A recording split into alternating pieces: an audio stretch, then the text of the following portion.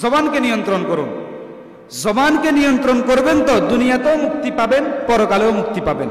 আছে হাদিস শরীফের মধ্যে আল্লাহর রসুলের জলিলুল কদর একজন মুজাহিদ সাহাবী হযরত উকবা ইবনে আমির রাদিয়াল্লাহু তাআলা আনহু, অনেক বড় একজন সাহাবী, যিনি মিশরে হযরতে ফাতিহ মিশর আমর ইবনুল আস রাদিয়াল্লাহু তাআলা আনহু এর মুসাইদ ছিলেন, সহায়ক ছিলেন।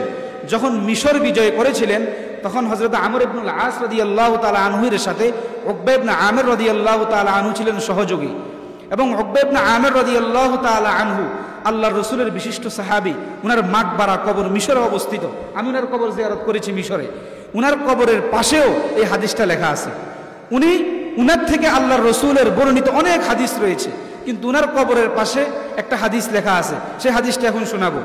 হযরত উকবা ইবনে আমির রাদিয়াল্লাহু তাআলা আনহু একদিন রাসূলকে বললেন, আন উকবা ইবনে আমির রাদিয়াল্লাহু তাআলা আনহু قال سألت رسول الله صلى الله عليه وسلم من نجا يا رسول الله قال رسول الله صلى الله عليه وسلم أمسك عليك لسانك وليسعك بيتك وليبكي على خطيئتك أو كما قال النبي عليه الصلاة والسلام।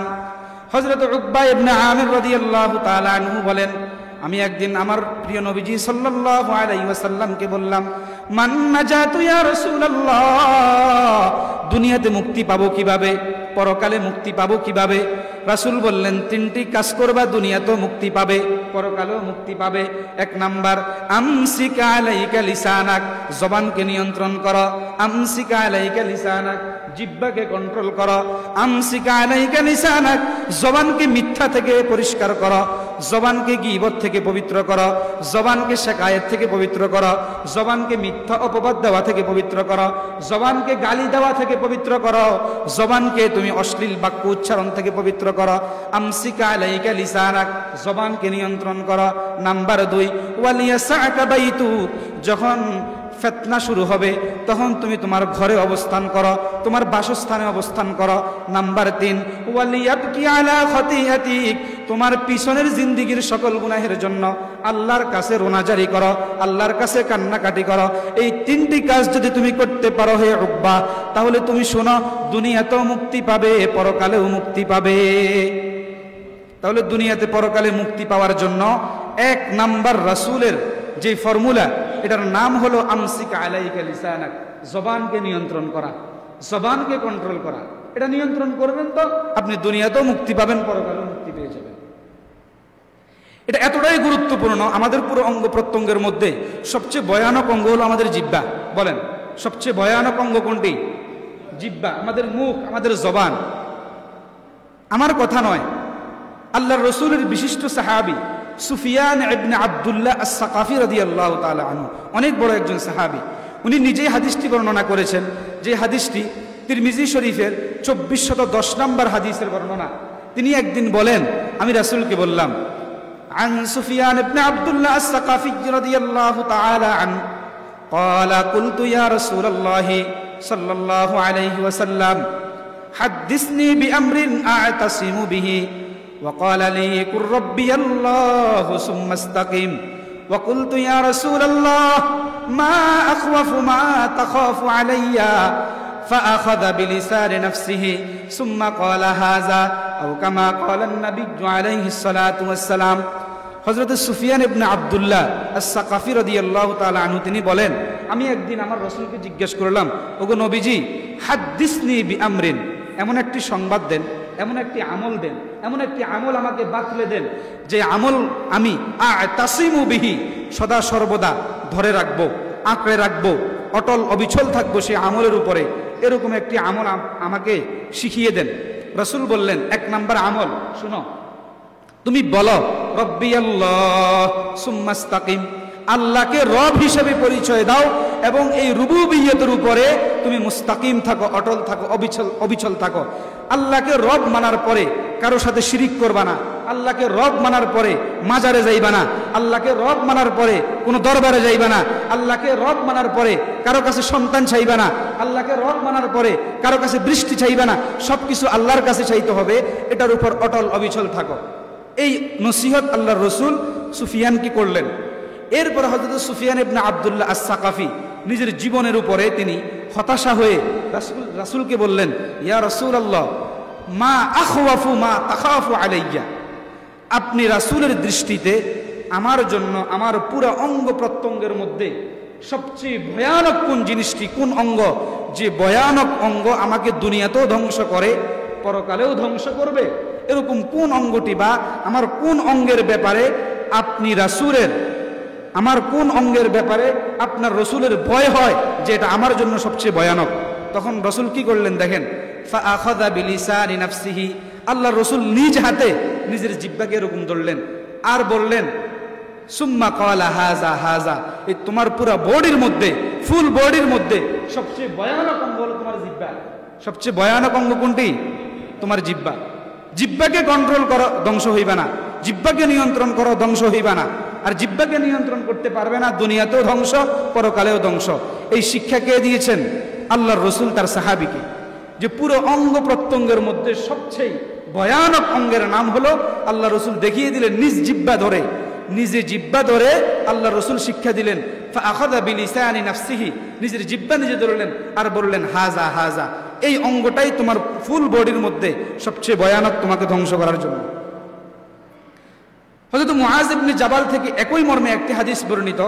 হযরত মুআজ ইবনে জাবাল রাদিয়াল্লাহু তাআলা আনহু বলেন যে আমরা একদিন রাসূলের সামনে বসা, অনেক সাহাবা একরাম রাসূলের সামনে বসা, যে হাদিসটি ইমাম তিরমিজি রাহমাতুল্লাহি আলাইহি তার জামিউত তিরমিজির 2616 নম্বর বর্ণনায় হাদিসটি উল্লেখ করেছেন।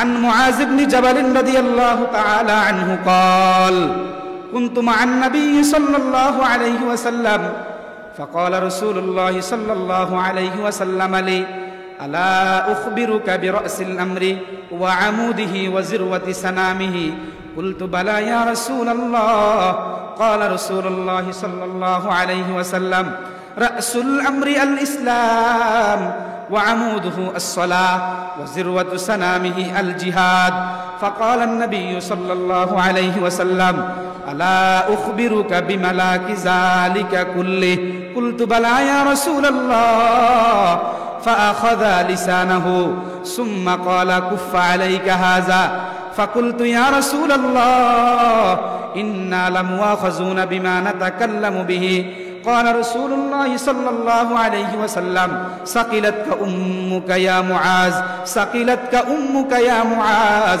هل يكب الناس في النار على وجوههم أو قال على مناخرهم إلا حصائد ألسنتهم أو كما قال النبي عليه الصلاة والسلام হযরত মুআজ ইবনে জাবাল বললেন, আমরা একদিন রাসূলের সামনে বসা, হঠাৎ করে রাসূল আমাকে বললেন, হে মুআজ, আলা উখবিরুকা বিরাসিল আমরি ওয়া আমুদিহি ওয়া যিরওয়াতি সানামিহি, হে মুআজ শোনো, আমি তোমাকে এমন একটি সংবাদ দিব কিনা, এমন একটি খবর দিব কিনা, রাসুল আমরি, যেটা পৃথিবীর সব কিছুর মূল, ওয়া আমুদিহি, পৃথিবীর সব কিছুর মূল ভিত্তি, ওয়া যিরওয়াতি সানামিহি, পৃথিবীর সব কিছুর সর্বোচ্চ শিখরে যার আসন।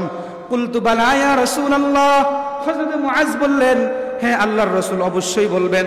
রাসূল বললেন, রাসুল আমরি আল ইসলাম, সারা পৃথিবীর সব কিছুর মূল হলো ইসলাম, ওয়া আমুদুহু আস-সালাহ, সব কিছুর মূল ভিত্তি হলো নামাজ কায়েম করা, ওয়া যিরওয়াতু সানামিহি আল জিহাদ, সব কিছুর সর্বোচ্চ শিখর হলো আল্লাহ পাকের রাস্তায় কাফের মুশরিকদের বিরুদ্ধে জিহাদ করা।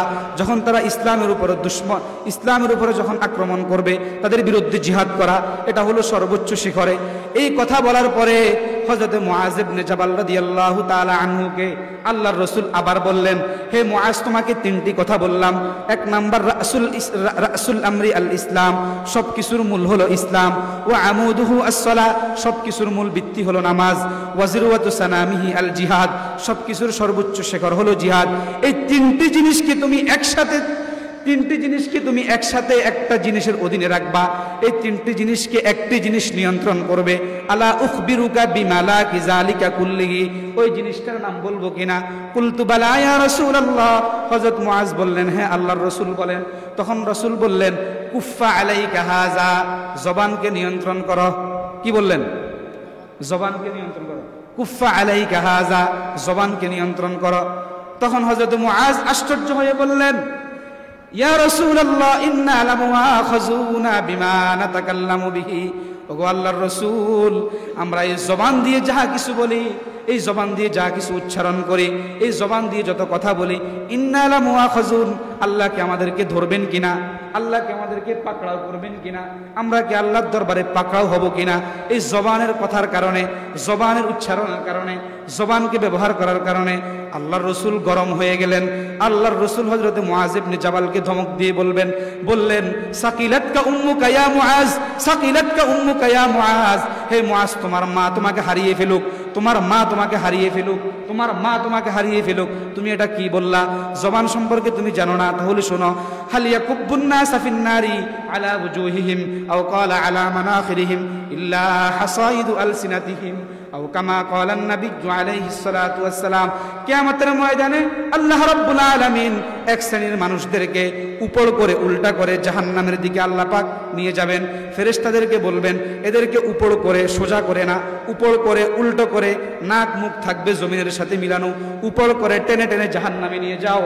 ওই সকল মানুষের গুণ থাকবে এটা দুনিয়াতে, ইল্লা হাসাইদু আলসিনাতিহিম, জবান থেকে অসংযত কথা বের হওয়ার কারণে, জবান থেকে মিথ্যা বের হওয়ার কারণে, জবান থেকে গীবত বের হওয়ার কারণে, জবান থেকে শিকায়েত বের হওয়ার কারণে, জবানের মাধ্যমে মিথ্যা মামলার সাক্ষী দেওয়ার কারণে, জবান দিয়ে গালিগুলোজ করার কারণে, জবান দিয়ে অশ্লীল বাক্য উচ্চারণ করার কারণে কিয়ামতের ময়দানে এক শ্রেণীর মানুষকে আল্লাহ রাব্বুল আলামিন উপর করে উল্টো করে টেনে টেনে ফেরেশতাদের মাধ্যমে জাহান্নামে নিক্ষেপ করবেন। তাহলে কি বুঝলেন? এই শুধু জবানের কারণে কিয়ামতের ময়দানে আমাদেরকে উপর করে উল্টো করে ফেরেশতারা টেনে টেনে জাহান্নামে নিয়ে যাবে। এই জন্য আল্লাহ রাসূল মুআজকে কি বললেন? সারা পৃথিবীর সবকিছুর মূল কি ছিল? ইসলাম। সবকিছুর মূল ভিত্তি কি? নামাজ। সবকিছুর সর্বোচ্চ শেখর কি? জিহাদ। এই তিনটা জিনিসকে নিয়ন্ত্রণ করার জন্য একটা জিনিসকে নিয়ন্ত্রণ করতে হবে, সেটা হলো কুফা আলাইকা হাযা, জবানকে নিয়ন্ত্রণ করো, জবানকে কন্ট্রোল করো, সবকিছু এসে যাবে। তাহলে আল্লাহর রাসূল কি পরিমাণ তারগীব করেছেন, কি পরিমাণ তারহিব করেছেন সাহাবা একরামকে, যে জবানকে নিয়ন্ত্রণ রাখার জন্য। আর এই জবানকে যারা নিয়ন্ত্রণ করতে পারবে আল্লাহ রাব্বুল আলামিন তাদের অধিকাংশ গুনাহ থেকে তাদেরকে আল্লাহ পাক বাঁচিয়ে দিবেন। আসলে জবানকে কেউ নিয়ন্ত্রণ করলে গুনাহ থেকে বাঁচতে পারবে। আপনি যেখানে জবানকে নিয়ন্ত্রণ রাখবেন জবানের গুনাহ হবে না। দোকানে বসছেন, গীবত চলতেছে, নিয়ন্ত্রণ করলেন, জবানের গুনাহ হলো? হয় নাই।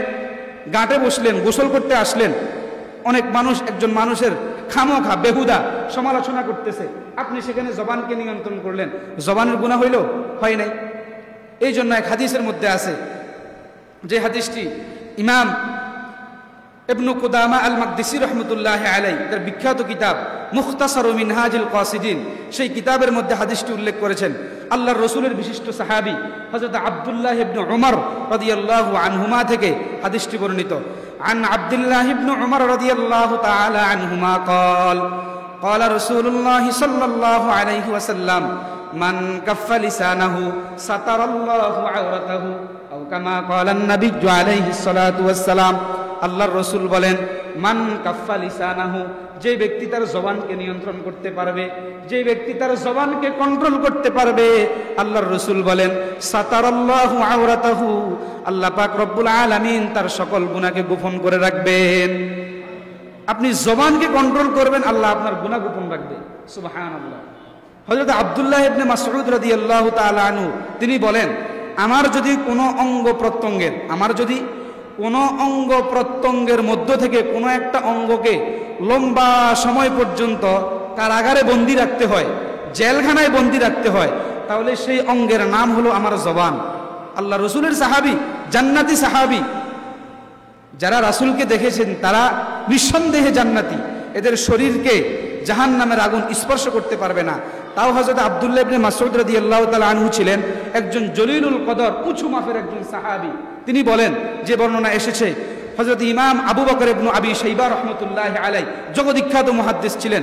উনার বিখ্যাত কিতাব আল মুসান্নাফ ইবনে আবি শাইবা, যেটার সংক্ষিপ্ত নাম হলো মুসান্নাফ ইবনে আবি শাইবা, সেই কিতাবের 26499 নম্বর বর্ণনায় আব্দুল্লাহ ইবনে মাসউদের কথা আসছে।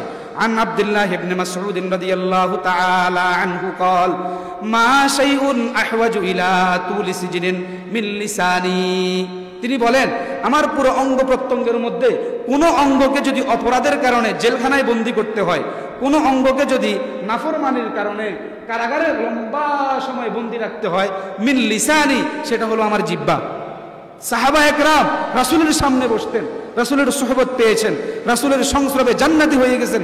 তারা যদি বলে আমার কোনো অঙ্গ প্রত্যঙ্গকে যদি জেলখানায় লম্বা সময় বন্দী করে রাখতে হয়, সেটা হলো আমার জিহ্বা, তাহলে আমি আর আপনি কোন পর্যায়ে আছি? আমি আর আপনি কোন স্তরে আছি?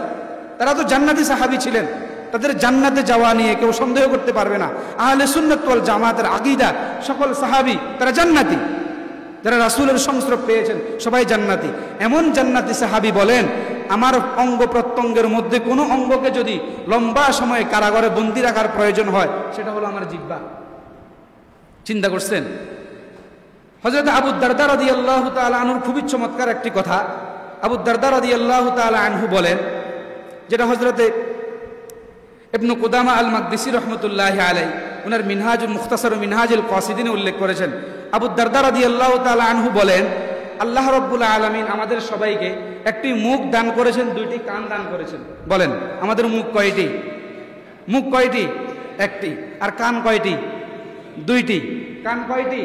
দুইটি। তিনি বলেন শুনেন, قال أبو الدرداء رضي الله تعالى عنه قال أنصف أذنيك من فيك فإنما جعلت لك أذنان وفم واحد لتسمع أكثر مما تتكلم به। হযরত আবু দারদা বলেন আনসিফ উযনাইকা মিন ফিকা, তোমার এক মুখের তুলনায় দুই কানের উপরে ইনসাফ করো। কথাটা মনোযোগ দিয়ে শুনবেন, একটু গুরুত্বপূর্ণ কথা। আবু দারদা নসিহত করতেছেন আনসিফ উযনাইকা মিন ফিকা, তোমার এক মুখের তুলনায় দুই কানের উপরে ইনসাফ করো। কেন? ফাইন্নামা জুইলাত লাকা উযনান, আল্লাহ রাব্বুল আলামিন তোমার জন্য দুইটি কান সৃষ্টি করেছেন। ওয়া ফামুন ওয়াহিদুন, একটি মুখ সৃষ্টি করেছেন। কেন? লিতাসমাআ আকসারা মিম্মা তাতাকাল্লামু বিহি, মুখ দিয়ে বেশি কথা বলার চেয়ে কান দিয়ে বেশি শোনার জন্য। কি বুঝলেন? মুখ দিয়ে বেশি কথা বলার চেয়ে কান দিয়ে বেশি শোনার জন্য আল্লাহ তোমার জন্য দুটি কান সৃষ্টি করেছেন, একটি মুখ সৃষ্টি করেছেন। এখানে কি বুঝালেন? এখানে এটাই বুঝালেন, আপনি যদি এমন এক জায়গায় বসে আছেন, মনে করেন আপনি এখানে বসে থাকতেই হবে, আপনি অপারগ, নিরুপায়, এখান থেকে বের হতে পারবেন না। ওই জায়গার মধ্যে আপনার আশেপাশে আরো 4-5 জন মানুষ বসে বসে একজন মানুষের গীবত করতেছে, একজন মানুষের সমালোচনা করতেছে, একজন মানুষের নামে মিথ্যা অপবাদ দিচ্ছে, 4-5 জন বসে। এখন সেখান থেকে আপনি বের হতেও পারতেছেন না। কেন? আপনি নিরুপায়। তাহলে এখন আপনি কি তাদের সাথে তাল মিলিয়ে মুখ ব্যবহার করবেন, নাকি মুখ বন্ধ রেখে দুই কান ব্যবহার করবেন? দুই কান ব্যবহার করবেন। ওই সময় আপনি এক মুখ বন্ধ রাখবেন, দুই মুখ ব্যবহার করবেন। মুখ যেহেতু একটি, কান যেহেতু দুইটি, মুখের তুলনায় কানের হক বেশি, এই জন্য এখানে মুখ বন্ধ রাখো, কান ব্যবহার করো। কত আজীব, আশ্চর্য একটি কথা যে আপনাকে আল্লাহ দুটি কান দান করেছেন, একটি মুখ দান করেছেন। যেখানেই দেখবা জবানের নিয়ন্ত্রণ চলতেছে না, গীবত, শিকায়েত, মিথ্যা, তুহমত, অপবাদ, গালিগুলুজ ইত্যাদি চলতেছে, সেখানে তুমি যদি মুখ ব্যবহার করো তাহলে তোমার জবানও নিয়ন্ত্রণে নাই। সুতরাং সেখানে তুমি আনসিফ উযনাইক, কানের উপরে ইনসাফ করো, মিন ফিকা, মুখের তুলনায় এক মুখ বন্ধ রাখো, প্রয়োজনে দুই কান দিয়ে শুনতে থাকো, তারপরেও জবান খুলবা না, তারপরেও মুখ খুলবা না। আজীব একটা কথা না? গুরুত্বপূর্ণ একটি কথা। হযরতে মাখলাদ বিন আল হুসাইন রাহিমাহুল্লাহ অনেক বড় একজন তাবিঈ বলা হয়। যারা সাহাবা একরামকে দেখেছেন তাদের জন্য জাহান্নাম হারাম, তারাও জাহান্নামে যাবে না। যারা রাসূলকে দেখেছেন তারা তো সাহাবী, যারা সাহাবীদেরকে দেখেছেন তারা হলেন তাবিঈ। সাহাবা একরামের জন্য জাহান্নামে যেমন হারাম, তাবিঈনদের জন্য জাহান্নাম তেমন হারাম। এরকম একজন তাবিঈ, উনার নাম হলো হযরত মাখলাদ বিন হুসাইন রাহিমাহুল্লাহু তাআলা। তিনি বলেন, উনার যে কথাটি ইমাম আবু নুআইম আল আসবাহানি রাহমাতুল্লাহি আলাইহি তার বিখ্যাত কিতাব হিলিয়াতুল আউলিয়া ওয়া তাবাকাতুল আসফিয়া নামক কিতাবের 8 নম্বর খণ্ড 266 নম্বর পৃষ্ঠায় উল্লেখ করেছেন। হযরতে মাখলাদ বিন হুসাইন বলেন, মা তাকাল্লামতু মুনযু 50 সানাতান বিকালিমাতিন উরিদু আন আ'তাযিরা বিহা। মনোযোগ দিয়ে শুনেন।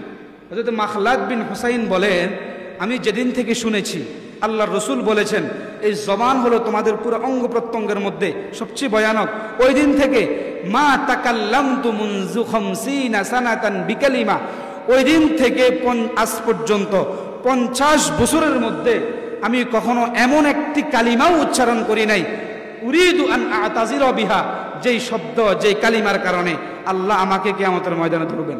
কি পরিমাণ কনফিডেন্স, কি পরিমাণ আত্মবিশ্বাস থাকলে এই কথা বলতে পারে যে আমি দীর্ঘ 50 বছরে এই মুখ দিয়ে এমন বাক্য উচ্চারণ করি নাই, এই মুখ দিয়ে এমন কথা বলি নাই, এই মুখ দিয়ে এমন বাক্য বের হয় নাই, নির্গত হয় নাই, যেই শব্দের কারণে, যেই বাক্যের কারণে, যেই কথার কারণে আল্লাহর দরবারে আমাকে ধরা হবে, কিয়ামতের ময়দানে আমি আটকে যাব। এরকম একটা শব্দও আমি কত বছর বলি না, 50 বছর পর্যন্ত বলি না।